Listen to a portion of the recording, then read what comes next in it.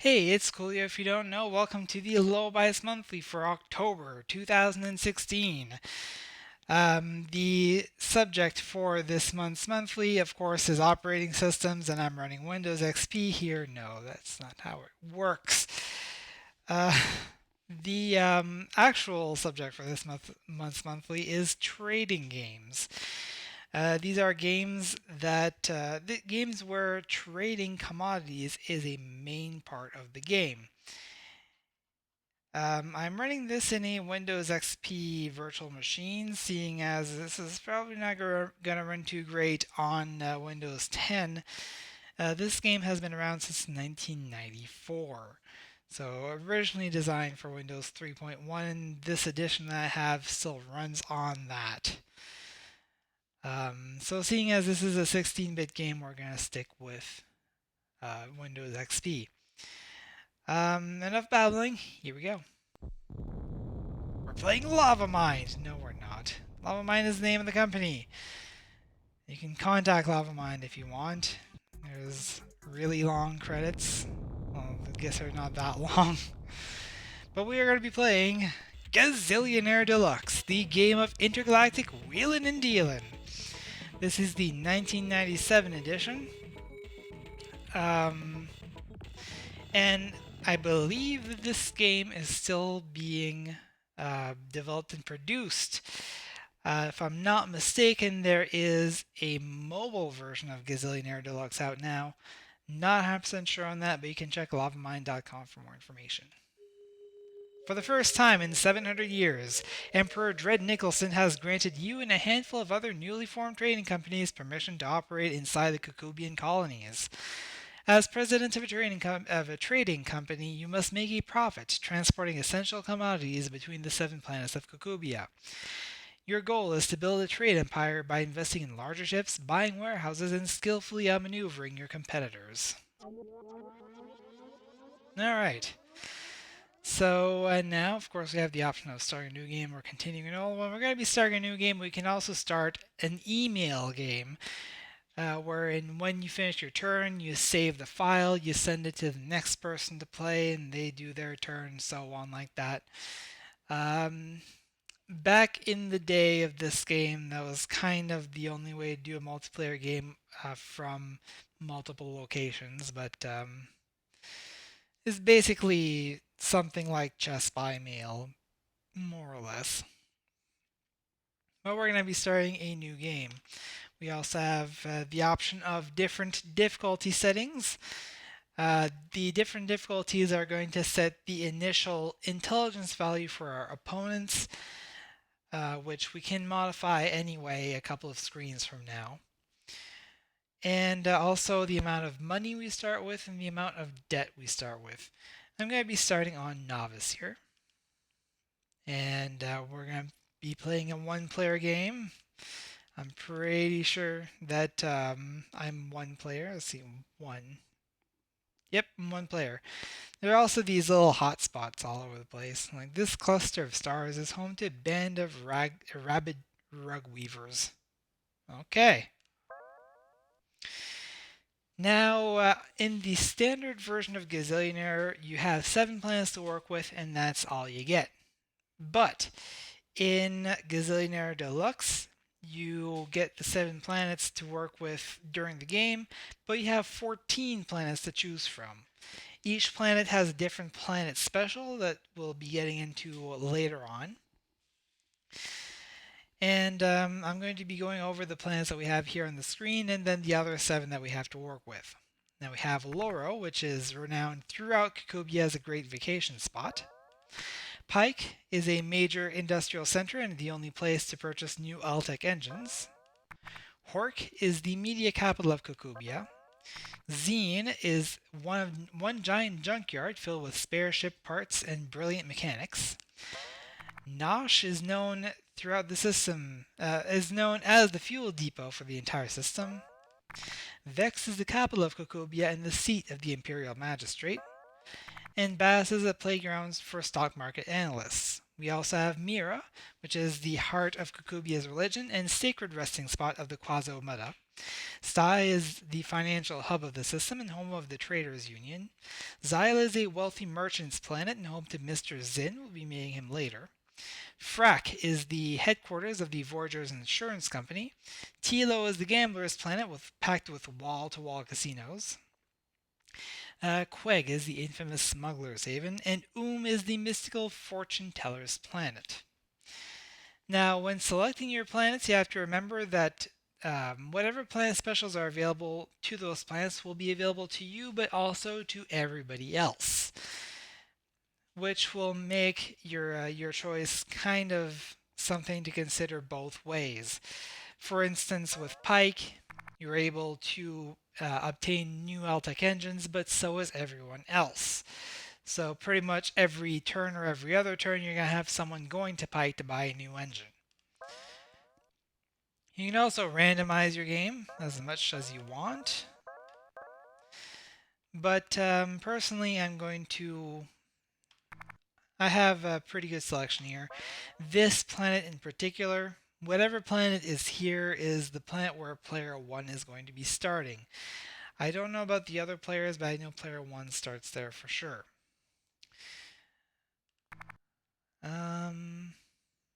Let's put Sty there, and put Nosh there, Orc there. I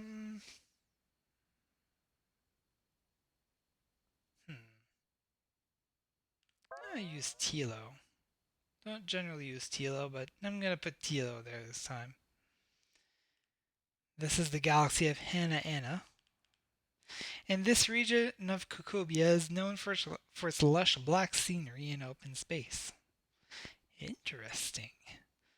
Completely useless, but interesting.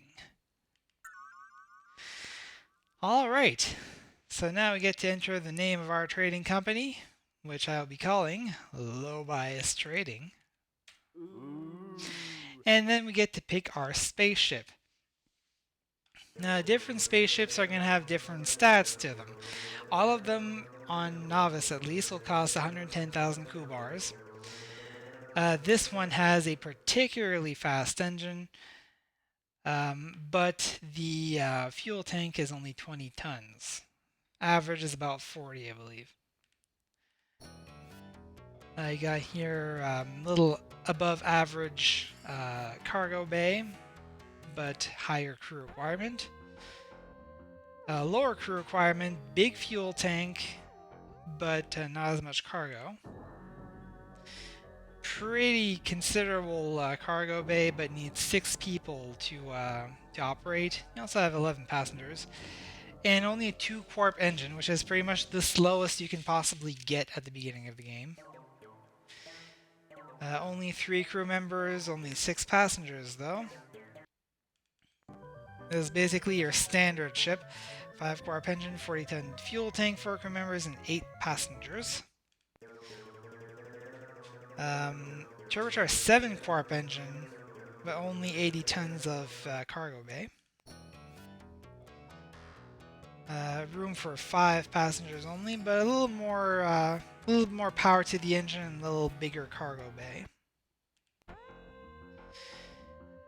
You only need 3 crew members for this one. You get 10 passengers. That's actually a pretty good ship. 35 tons of fuel, huge cargo bay, but you only get 1 passenger. You only need 2 crew members too, so something to consider. Worm Shuttle has a pretty small cargo bay and requires 12 people. But it's really good for a passenger ship. You got 16 passengers and 6 Quarp engine. And finally, 6 crew members here. You have room for 8 passengers, pretty fast engine, nice cargo bay. And personally, I always take Cerebralis, which is, as mentioned, your average ship. The industry standard, as it says here, so. Nice balanced ship. Let's get it going. Mr. Zin, a wealthy and somewhat fickle financier, generously loans you the 110,000 kubars necessary to get your company going. However, you must pay Mr. Zen 4% interest per week. Mr. Zen wishes you the best of luck on your new venture and hopes you will never have to repossess your ship. Now, these are our competitors. You have Gizzy Shipping, Trading Corp 4, Vandergrift Limited, Puffer Incorporated, Rogue Transport, and Hoffmeister. All of these companies have a different way of playing. As you can see, for example, Gizzy Shipping is independent, freewheeling, and chaotic, so they just kind of do whatever they want. Hoffmeister is ruthless, backstabbing, and aggressive, which means they'll pretty much do anything they need to in order to get ahead. You can also set the intelligence for each of these companies. They're currently all at 75%, but you can set them anywhere between 25 and 200%. And now that we've heard the little ditties for each company, let's get her going. Turn number 1. Now, the first goal of this game is to get a wealth of 1 million kubars in cash and anything else you might have on hand. We'll get into that later. Once you get to 1 million kubars, then you can play up to 2 million, 5 million, and so on. I think it goes up to 1 billion. But for the purposes of this video, I'm just going to keep it to 1 million kubars and then stop there. Because once you got the game going, you pretty much know what's going on. I mean, there's really not much different that happens as the game progresses. We're going to be starting on Pike, as mentioned, home of L-Tech engines. We're all pretty much at the same place. And let's get her going. To start with, let's go to the marketplace. The marketplace is where we can get our goods to travel to other planets and then sell those goods. For any given type of good, you can see the price range over here, current market price, price you paid for whatever you have on hand, and how much there is available on the planet. On the first turn, there generally isn't much available. You have something that might catch your eye, such as here, lava lamps are at the minimum price of 60. Okay, that happened. Anyway, we're going to buy out all of the lava lamps. So we got 38 tons of that. Pretty good price on ogle sand. We got little noises for all of the products here. Get used to it. And nothing else is really a good price. Well, let's get toasters, why not? It's going to leave us with a little bit of room left in our cargo bay, but let's fill up on hair tonic. Once I have gotten everything that I want to get from the marketplace, I'll go to supply percent, which will give us an idea of what kind of prices we can expect on other planets. If we click on show cargo, it'll only show what we have currently in our cargo bay. And it looks like Zine is going to be the place to go here. We're not going to make a profit on hair tonic, but we're going to make a pretty good profit on lava lamps and ogle sand, seeing as those are at 2 and 3% respectively. And that's going to be the important thing for now. I'm going to click on Zine here. And then when we open the galactic chart, we'll see that Zine is marked in yellow as a reminder that that's where we want to go. But we're not done here yet. As well as trading commodities, we can also transport passengers. Right now we only have 2 passengers waiting, so we're going to pick those up. We can also set our advertising budget. Advertising for passengers is going to affect the number of passengers that are going to be looking for a ride specifically with us when we travel to another planet. So we're going to set that at 1,000 kubars. And advertising commodities is going to affect prices for commodities and availability. So anything that we don't have is generally going to be a lower price and more abundant, whereas anything that we are transporting is going to have a higher price, um, so that we can try to maximize our profit. This is not going to have a huge effect.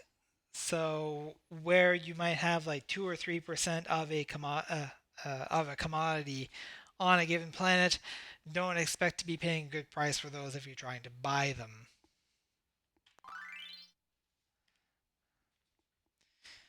Uh, Crew wages owed. Since this is the first week, we have no wages owing. But as you can see, we have a weekly salary of 1,500 kubars per person. We have 4 crew members, which means next week rather, we will owe the crew $6,000 kubars rather.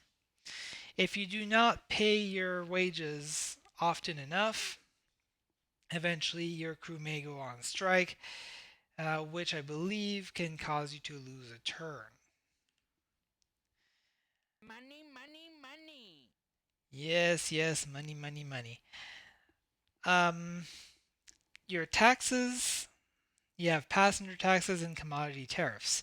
Passenger taxes, they're basically going to take a certain percent from your ticket sales that you're going to have to pay to the government because money, money, money. And you also have to pay a percentage of any profits you've made by selling your commodities. I believe that if you don't sell a commodity at a profit, you will not be taxed on that. But of course, that's not the way to go. You don't have to pay your taxes right away. Still a good idea to do so, so that you can keep tabs on that. If you go too long without paying your taxes, then you will get a pretty hefty fine. So make sure you pay your taxes as much as possible. Insurance. Right now, our insurance ranges in price from 15 to 15,000 kubars. Insurance will protect us against any unfortunate events that may happen while we're traveling. It does protect against a pretty large variety of events. Not everything is covered, but it's still a good idea to have it, especially if it's an affordable price. Right now, where it's 55.30, I'm going to go ahead and buy a policy for our next week. Now we got Explore Planet. We got our Planet Special, which I'll come back to. The news center here can pretty much give us warnings about any major events that may be happening briefly. Can give us an idea of which planets to go to, which planets to avoid, things that we should look after as soon as possible, or just silly things like this, where a family on Frack who built their home over an old pirate graveyard claims to have seen the spirit of Bro Nap Goodshark walking around singing dirty songs and cracking its eggs on his head. Okay. Weather Bureau. Beware, a stellar whirlpool is forming off planet Hork. It should reach critical strength in the next few days. So basically, this is telling us that we should avoid going to Hork, unless, of course, we have Voyager's insurance, which should cover any damages we might end up incurring if we get caught in that stellar whirlpool. So it's a good idea to check the Weather Bureau. I'm probably not going to do this. You can check the history of the current planet that you're on. It's a pretty long history, so I'm not actually going to bother reading all of this, but you can go ahead and pause the video if you really want to read these pages. I am going to show all the pages, I'm just not going to read everything.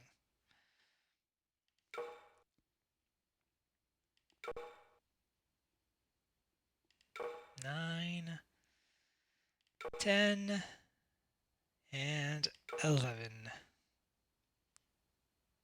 Okay. The Ministry of Time, I think this is the same on every planet. It just tells you the story of the cuckoo clock. Yes. And yeah, it's just kind of flavor text, really. And go ahead and pause the video if you want to see what this all says. And finally, the planet special, which is different on every planet. On Pike, we'll be able to upgrade our engine. And this week we can purchase a 6-quarp engine for 8,550 kubars. Pretty good price. I've seen better, but let's see if we can get that new engine. Yes. Now, on any given planet special, when you partake of the planet special, something good might happen, something bad might happen, or something completely neutral, so basically nothing might happen. In this case, we have managed to purchase our 6-quarp engine for 8,550 kubars. And you can only do the planet special once per turn, so there you go.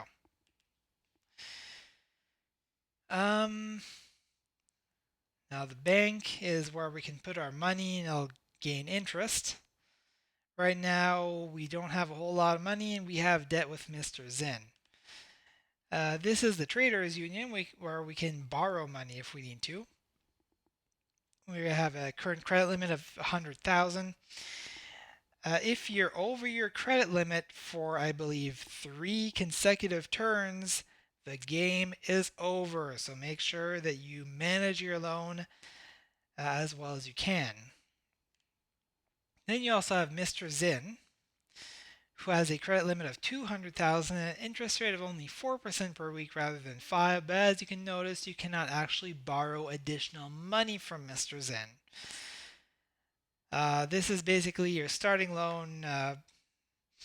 Mr. Zin is basically a venture capitalist, is what it is. And we're going to work on repaying him as soon as possible. Yes, very good. The stock market, I'll give you a look at that real quick here. All the stocks start at 1,000 kubars, and then they change as the game progresses. So we have Pike Stock Exchange, which is currently at 1,600. Pike tends to be strong pretty much all the time. So the sooner you can buy into Pike, the better. But I'm not going to bother too much with the stock market, at least not for now. And I don't do a whole lot of stock market in general anyway, so yeah. Warehouse is just where you can store anything that you might have in your cargo bay. I think that's everything. Oh, okay. I was wondering where I could get these screens. Any of the screens that appear in at the beginning of a turn, you can access them and see where everyone is at. Right now we've lost a bit of money here, but I'm not too worried about that. Net worth, which is basically the same thing but a bar graph. Market strength is the size of each company's ship. We'll see more about that later on. We can also get information once again about our computer players, and we can still change the intelligence of each computer player if we want. And information about our ship. We got information about ship size. We can't just purchase a larger ship anytime we feel like it. The Traders Union strictly regulates the sale of all commercial ships. There are 2 ways that we can get a larger ship, which is either occasionally the government is going to have a silent auction where we can bid for a ship upgrade, or sometimes the traders union is just going to come to us directly and say, hey, do you want a bigger ship? You can have one for this amount of money. Fuel tank size, crew, engine, passenger capacity, cargo capacity, and fuel usage. You'll usually use about 2 to 15 tons of fuel depending on how far you're going. All right, so let's head off and go to Zine.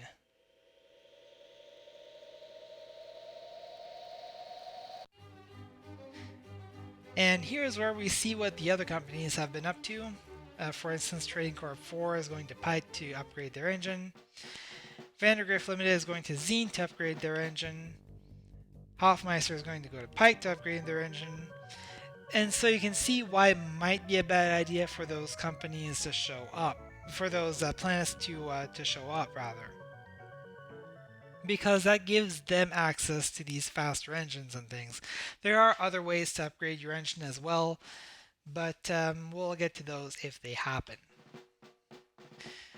In this case, Vandergrift has gotten to Zine before us, and they were able to grab a lot of exotic, which is the most expensive thing in the game. Puffer gets to Zine first and buys up all of the hair tonic. Alright, so let's get to our next turn. Now, it's a bit silly that, considering that the main thing here when we click on this is we're going to pick up passengers and then go out. The main thing we're going to do here is place an ad, then we're going to leave. Why should we have to do that every single time? Also, I think, yeah, I forgot to advertise for commodities. So why should we have to do that every single time? Well, we don't have to do that. There are shortcuts. So quick advertise will set the last advertisement that you had set if you left click on the advertise button. Quick bank lets you withdraw or deposit money from the main menu. Quick crew allows you to pay your crew just by clicking the crew button. Quick deposit automatically deposits all of your cash into the bank before traveling, which we're not going to have a whole lot of cash right now. We're pretty much giving everything we got to Mr. Zin. Quick fuel. We haven't looked at the fuel screen yet. But I'm still going to set this because any of these screens you can still access by clicking the right mouse button instead of the left. Quick insurance allows us to buy insurance from the main menu. Quick loan. Marketplace allows you to buy or sell a max by clicking on the marketplace grid. Quick passenger, travel, taxes, and warehouse. So let's just set everything to automatic right now. So now if I click on taxes, they'll just automatically pay the taxes. But if we want to see the actual tax percentages, they're not on the screen. But we can still see the itemized amounts for each of our taxes, which is nice, I guess. Anyway, let's get to selling. So we're definitely not going to make any profit on hair tonic. We're going to hold on to that for now. We're going to sell off our toasters. Now that the shortcut is on, if we have something on the ship and we click on that grid, it's going to automatically sell everything. If we have nothing on the ship, then it's going to automatically buy everything, or as much as possible. Sell our lava lamps, which is going to be a Great deal. yes. And sell our ogle sand. Great deal. Also a great deal. It's not a whole lot of good low prices though. I'm going to take a chance on oxygen, I think. Oxygen is pretty low on the range. And then fill up with diapers. Let's see what we got here. Now, we can definitely cash off with oxygen if we go back to Pike, but if we go to Nosh, we might get some pretty good prices on everything in general, including especially the hair tonic. So we're going to go to Nosh. Pay our crew, pay our insurance, and let's check out the planet special for Zine. Zine is one giant junkyard filled with spare parts and brilliant mechanics. Your favorite mechanic claims that he has found the necessary parts and can expand your ship's fuel tank capacity by 5 tons, but it will cost you way too freaking much.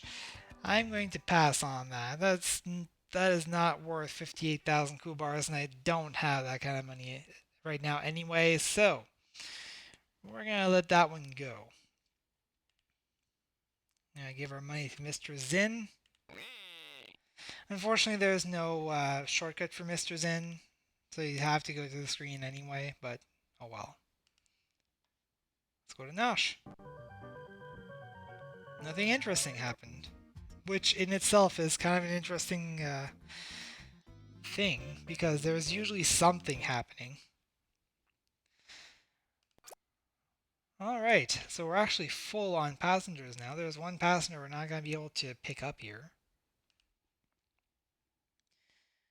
And I think we're going to just go ahead and sell everything. Great deal. And fill up on ogle sand. Still have a little bit of room. Let's get some toasters. I don't know why that's the sound for toasters, but okay.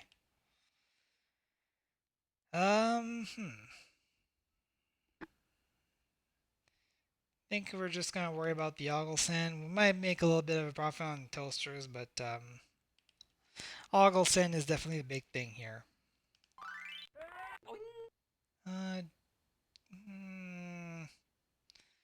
Insurance rate is kinda high this turn. I'm going to not get insurance and hope that it doesn't bite me in the butt.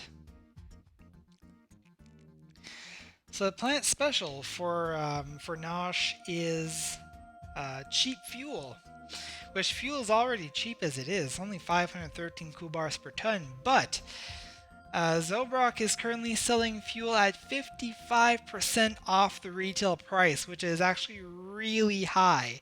It's usually somewhere between 10 and 50%, but it can go more than 50% sometimes, as it is right now. So we are going to try to fill up. This one usually works.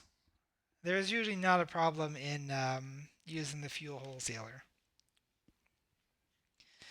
Let's give our money to Mr. Zin. And away we go to Zine. Puffer, new engine. Hofmeister, new engine. We're currently in 6th place, but we're going to catch up. Trust me, we are going to catch up. I'm pretty sure that the computer players are cheating anyway, so... So, really good deal on ogle sand here. We make a profit on toasters, and we will go ahead and buy up hair tonic. And we have two options on where we can go for maximum profits here. Since we haven't been to Hork yet, let's go to Hork. Hopefully it doesn't smell like porpoise Hork.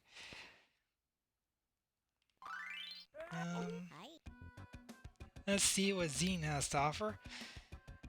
So, your favorite mechanic claims he found the necessary parts and can expand your ship's passenger capacity by 1 seat, but that will cost you 11,088 kubars.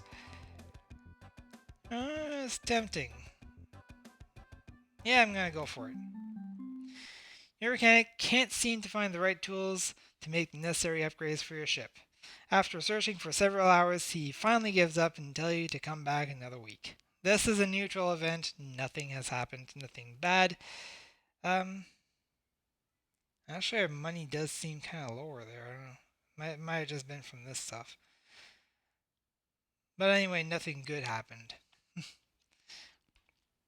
As you can see, the fuel is quite variable in price. It can go from 200 to 2,000 kubars per ton, and it's currently up to 1853. This is not the time to fuel up unless you have to.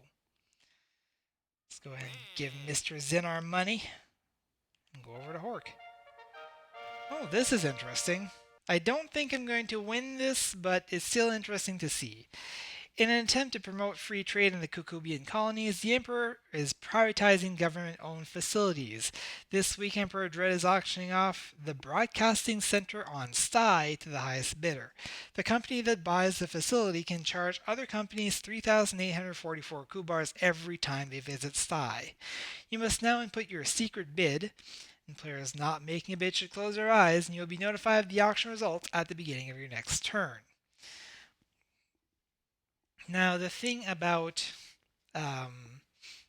facilities is usually you want to take the revenue of the facility and multiply it by 40 in order to get a winning bid. And yeah, we have no way of actually competing here. I am going to I'm going to hope that we might get lucky here. I'm going to say 40,000, but that's not going to be enough to actually win. Managriff strikes a secret deal with the Traders Union. Oh, interesting. And the winning bid was not really that high. 56,890 kubars. Next highest was Gizzy shipping, so we were really not in contention for that. I think we might have got like third or fourth or something. Taxes are going up. Import tariff goes from 3 to 4%. Welcome to Hork, the media capital of Kukubia. And also, this is where Lily Slimwagon ran out of gas. Apparently. Now we're getting a pretty good flow of passengers. I'm going to raise our passenger price to 1100. We should still be able to fill up the ship pretty well with that amount. Big, huge profit on hair tonic here. This is pretty much the maximum amount of profit we can make on hair tonic with a 100-ton ship. And sometimes there's little sound glitches there. Don't mind that. I'm just gonna fill up on these here. And it looks like Pike is gonna give us the best general deal for everything, so I'm gonna go there. Hi. Now let's check out the Planet Special. Hork is the media capital of Kukubia, affectionately known as Horkywood. You have an agent whose job is to get your company free publicity. This week your agent claims to have a mega media event scheduled for you with the Ministry of Travel. Do you want to do it? Yes! You don't know how your agent does it, but she manages to tie your company in with a new government travel program being sponsored by the Ministry of Travel. The ministry promises to recommend your company to civil servants who commute regularly between the planets. So pretty much that has given us a considerable... I'm getting a call. I'll be right back.